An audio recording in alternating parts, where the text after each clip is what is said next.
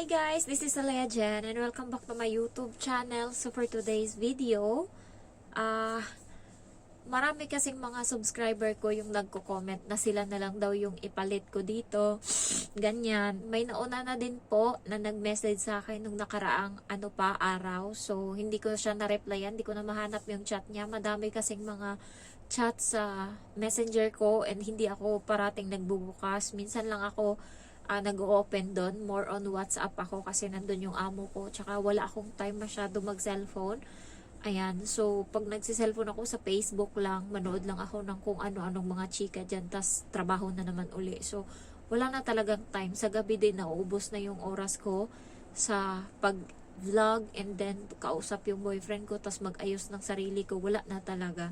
So, dito ko na lang sasagutin kung ano yung may mga nagsasabi kasi na sila na lang i-recommend ko guys.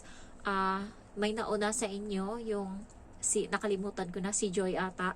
Ayan, so nirecommend ko siya sa amo ko pero ayaw nila ng recommend ko kasi ang sabi nila gusto nila walang sisihan sa huli. Ayaw nila na alam mo yun, mapili kasi tong amo ko. Ayaw nito ng basta-basta lang nakatulong. Gusto niya yung magaling sa English. Gusto niya talagang anuhin yung nakakatulong sa anak niya. Kasi dito guys, mas maraming oras na kasama ko yung bata. Ilang beses ko siyang basahan ng libro. Alam nyo, namamaos na yung boses ko kakabasa sa kanya. Binabagalan niyang kumain kaya inaabot ng 1 oras bago matapos siyang kumain. And 1 oras din ako nagbabasa ng libro sa kanya. And ayaw nun ng pronunciation na alam mo, napaka-arte niya. Akala mo sinong matalino tong alaga ko. Ayan, so magkamali ka lang ng pronunciation, sasabihin niya agad sa'yo, mabubuli ka dito, yung mental health mo masisira. Sabi niya sa'yo, ano ba yung salita mo, pangkatulong yan eh, yung English mo pangkatulong yan eh. Pero yung English ko matino na yan ha. Kasi minsan nagkakamali ako katulad nung nakarampa, ano ba yung sabi ko. Siyempre Ilonggo ako, may time na tumigas or lumambot yung pagkakasabi ko. Tapos binabago ko naman pero napapansin niya na sabi ko sa kanya, huwag kang masyadong nagmamagaling kasi madami ka pang bigas na kakainin. Marami ka pang hindi alam na alam ko, sabi ko ganun. Katulad nung sabi ko academy, ganyan kasi dapat mag-pronounce academy. Binago niya. Sabi niya mali naman yung academy, dapat ganun. Sabi ko sige. Kaya gamit yung cellphone ko kasi napipikon ako sa pagka-feeling niya, matalino siya, ganyan. Sige, i-search natin kung ano yung tamang pronunciation. Sabi ko ganun. Tapos nung namin, ang tamang pronunciation is academy. Tama ako. Ang gusto niya kasi academy. Pinapabago niya pa sa akin yung the way ako magbasa. Kaya dito, yung utak mo, yung mental health mo dito masisira. Ayan. And sabi ng amo ko, hindi sila kukuha ng katulong na recommend ko kasi nga gusto nila pilian. Alam nyo guys, ilan yung mamili bago mapunta dito? 3. Yung amo kong babae, yung matanda, tsaka yung amo kong lalaki.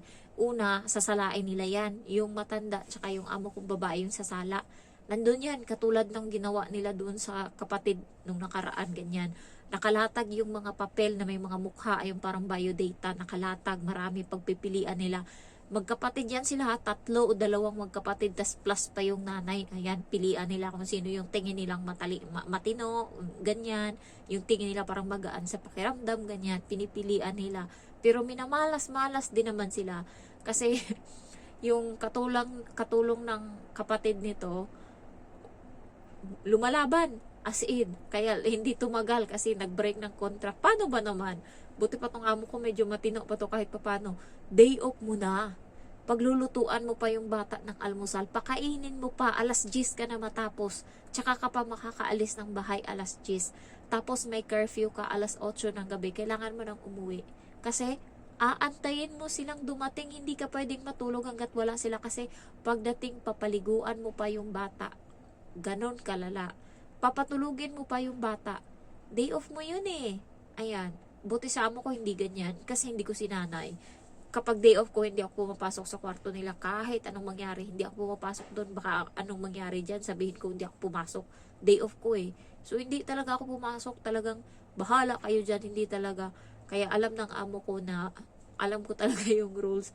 Dito lang sa labas, bilang tulong lang ako. Pero yung papasok ako dun sa kwarto, kahit ano, pinaka pasalamat na yun ang amo ko sa akin kapag ano, tawag nito,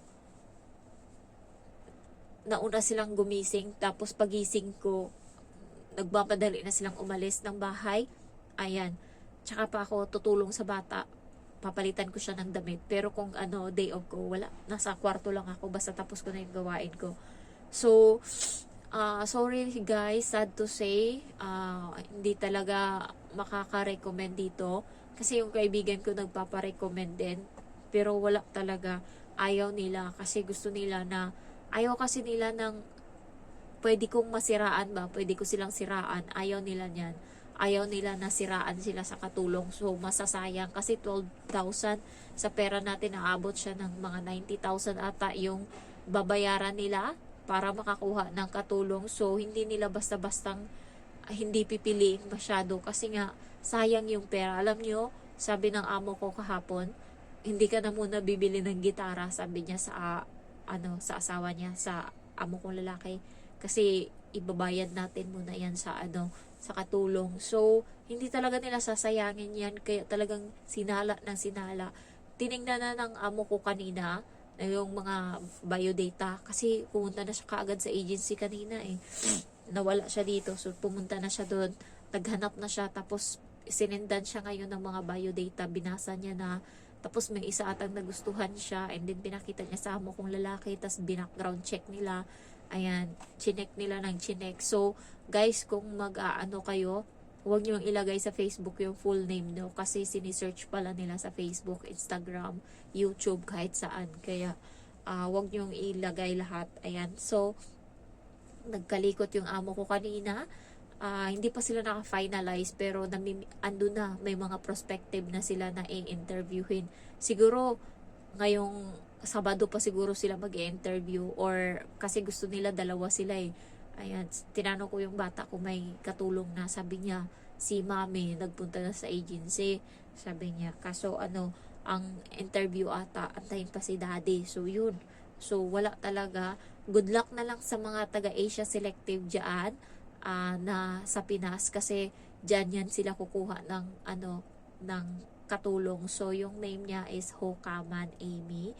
So ayan, baka dumaplis dyan sa inyo. So malay nyo, galingan nyo na lang, sabihin nyo na lang na ang pinaka nyo, baka kasi isa kayo sa may interview, sabihin nyo is ang pinaka pang nyo, pang last shot nyo, sabihin nyo na ituturing kong parang little sister yung anak mo, ganyan. So, I will follow the rules and regulation in the house. Ganyan. Yung anuhin mo lang, tas always smile ka lang, kasi kahit nakasimangot siya, observant siya kung jolly ka, kung masayahin ka. Kaya kahit isipin mo na lang na parang mo lang, parang tropa mo lang yung kausap mo. So, sila sa English, masyado silang sa English, kasi magaling silang mag-asawa. Kaya yun yung anuhin nyo, kasi kung isa kayo sa ma-interview sa English kayo, talagang yun yung pinagbabasihan nila. Parang bonus na lang yung trabaho sa bahay. Ang pinaka priority talaga nila is yung yung English. So guys, awa ng Diyos, hindi nagbago yung pakikitungo nila sa akin. Thanks God. Ganun pa din sila. Pero yung bata, parati siyang nagtatanong. Sabi mo sa akin, 2027 ka pa aalis. Sabi mo, talagang pinipilit niya ako na na i-atras ko ba, na bawiin ko, na hindi na ako uuwi. Ganun siya ng ganun. Pero talaga sabi ko, ano ba? Nakakapagod ka na kausap. Paulit-ulit tayo. Ginaganyan ko siya. Kaya tumitigil. Tapos tatanong naman uli. Di pag nag-asawa ka na, magtatrabaho ka? Hindi. Yung prince mo lang yung magtatrabaho sa'yo. Makulit siya. Tanong siya ng tanong. So, thanks God, mabait sila sa akin. Ganun pa din. Medyo lang yung amo kong babae. Malungkot lang siya, babay Jen. Hindi katulad dati, bye Jen. Yung parang masigla ngayon, babay Jen. Yung parang ganyan. Yun lang yung ko. Pero, pa din sila, ganun pa din yung pakikitungo. Tapos yung amo kong lalaki, sabi niya, habang hinahanda ko yung pagkain niya kanina, tas tumingin siya sa akin, sabi niya, mamimiss ko yung mga luto mo. Sabi niya, sarap-sarapan naman. Sabi niya, siguro, plus points din yun. Kasi, gusto nila yung, yung lasa ng niluluto ko. So, ano din yun, yun din yung mamimiss nila. Kasi, kuha ko na kung ano yung gusto nila. Ayaw nila talaga ng, para sa atin masarap. Sa kanila hindi. Gusto nila matabang. Kaya, alam ko, napakakonti nang nilalagay ko na asin. Kaya, baka sino yung susunod sa akin dito. Ayan. Sana, isa sa mga subscriber ko yung mapunta dito para at least kahit papaano mabigyan ko ng tip, di ba? Ng mga tips ko kung ano yung ginagawa ko dito, especially sa paghandle ng bata. Kasi ang sabi ng bata ngayon, nakatatak sa utak niya. Kasi sa akin, hindi niya ako masaway kapag nagsi-cellphone ako. Sabi niya sa akin, pag dumating talaga yung bagong katulong, tapos makita ko siyang mag-cellphone, papagalitan ko talaga siya. Sasabihin ko sa kanya, bawal kang mag-cellphone kasi hindi yan kasama sa trabaho. So, ngayon pa lang, inaano niya na yung sarili niya na ganun. So, baka sa akin, hindi niya ako ginaganyan kay di puta. Magmumura ako kaagad. This one is going to help you. We search sometimes, right? Ginaganon ko siya. Tapos tatahimik yan siya. Buti hindi ako sinaway. Isang beses namatay yung papa ko, tapos hawak ko yung cellphone ko, tapos naglalaro kami. Tapos sinaway niya ako. Sabi niya, ano ba Jen? Naglalaro tayo, ba't ka nagsi-cellphone? Sabi ko, alam mo na nga ang importante nandyan yung nanay. Alam mo na ang importante, kailangan ko maano yung doon sa Pilipinas, tapos sinaway siya ng nanay niya. Ngayon lang yan. Alam mo naman na hindi yan gumagamit ng cellphone. Ngayon lang yan kasi may importante. Hindi kasi ako nagbibit-bit ng cellphone sa loob ng bahay. Nasa kusina lang yan. Pero kung wala sila, bit-bit ko siya, tapos nakikinig lang ako sa headphone ng aswang-aswang. So far, mabait naman sila sa akin, pero hindi ako nagtitiwala, syempre. Andun pa din tayo sa be careful, dapat alam mo yung limit. So, alam naman ng amo ko, and sinabihan ko pala siya kagabi na hindi mo na ako kailangan bilhan ng ticket kasi hindi ako uwi muna ng Pinas, diretso ako ng ng bakasyon. Sabi niya, okay. So, alam niya na, hindi niya na ako bibilhan. Tapos, nilalagnat ako kada gabi guys, kasi alam niyo yung yung pigsa ko, yung boil ko. Malaki yun ganito kalaki.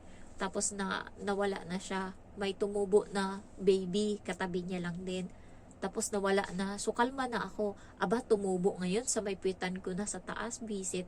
Ang itim pa naman ng peklat. Sayang na sayang yung hita ko. Tsaka yung puwitan ko na kaya kong mag swimsuit ng hindi nag-i-stress kasi walang ganyan, walang peklat. Ngayon, sinira niya talaga, visit, hindi na ako makapag-short, as in, ang laki ng peklat, parang kalahati nito, tas hanggang dito yung haba, ayan, ang laki, tas maitim pa. So, ngayon, kada gabi nilalagnat ako, alam ko kung bakit, may infection ako. So, hindi ko rin naman siya mapaano na dito, may tumubo na naman, naiinis talaga ako, as in, visit na pigsa to. Kailan ba to mauubos? Nakakainis. So, sabi naman sa akin, sabi sa hygiene, ang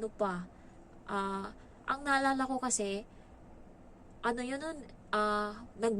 bumaha doon sa probinsya nung pagpatay ng papa ko.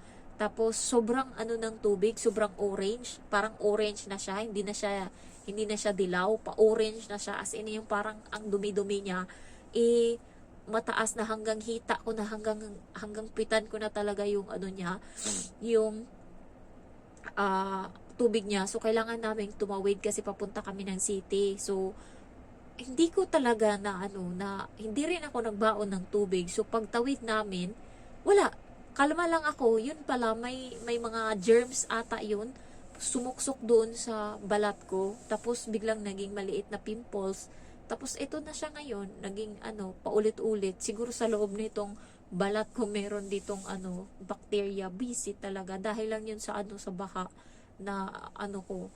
Yun, nakakainis. So ayun lang guys. Thank you for watching and I love you all. Bye-bye.